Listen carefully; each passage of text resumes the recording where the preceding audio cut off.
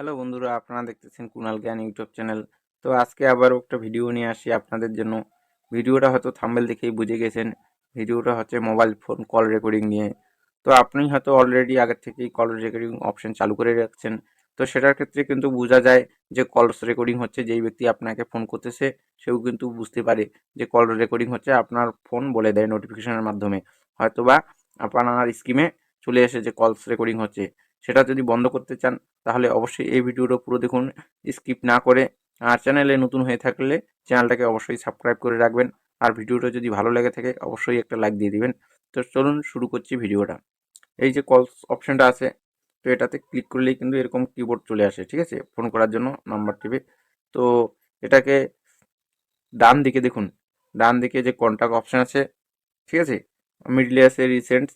তো রিসেন্টে আসলেও হবে, এই যে রিসেন্টে আমি আসলাম, বা কন্ট্যাক্ট এখানেও আসলেও হবে কিন্তু। তো আমি কন্টাক্টে আসি।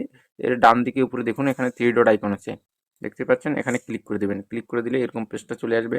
নিচে দেখুন, একদম নিচে সবার নিচে সেটিংস আছে, এই সেটিংকে ক্লিক করে দেবেন। তো ক্লিক করে দিলে এখানে অনেকগুলো অপশন শো করবে। তো দেখুন এখানে 3 নম্বরে রেকর্ড কলস অপশনটা আছে, তো এই রেকর্ড কলসের ওপর ক্লিক করে দেবেন। তো দেখুন এখানে শো নোটিফিকেশন আফটার রেকর্ডিং। তো রেকর্ডিং হলেই কিন্তু নোটিফিকেশন বারে শো করে দেয়, অথবা বলেই দেয় যে ফোন করতেছে সেও শুনতে পারবে, অথবা আপনার ফোন নিয়ে যদি কেউ কল করে তো শো করে দিবে যে রেকর্ডিং হচ্ছে। তো এটাকে আপনি অবশ্যই বন্ধ করে রাখবেন। নিচে দেখুন অটো রেকর্ডস, এই অপশানটাকে চালু করে রাখবেন। এই অপশানটা যদি চালু রাখেন তো আপনি আপনার ফোনে অটোমেটিক কল রেকর্ড হতে থাকবে, কেউ বুঝতে পারবে না, বা বলেও দেবে না আপনার ফোন যে কল রেকর্ডিং হচ্ছে, নোটিফিকেশনও শো করবে না। নর্মাল যেভাবে আপনি ফোন করেন সেভাবেই ফোন চলবে, কিন্তু সম্পূর্ণ রেকর্ড হয়ে থাকবে আপনার ফোন মেমোরিতে, ঠিক আছে। অবশ্যই আপনারা শুনতে পারবেন ফোন মেমোরি থেকে। এই যে দেখুন নিচে রেকর্ড কলস, এখানে ক্লিক করলে যেই ফোল্ডার আপনি রেকর্ড হচ্ছে এইখানে শো করে দিবে, সেই ফোল্ডারগুলো শো করে দিবে।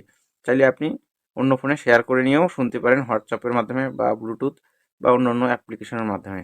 তো বন্ধুরা, ভিডিওটা আজকের মতো এখানেই শেষ। দেখা হচ্ছে পরবর্তী ভিডিওতে।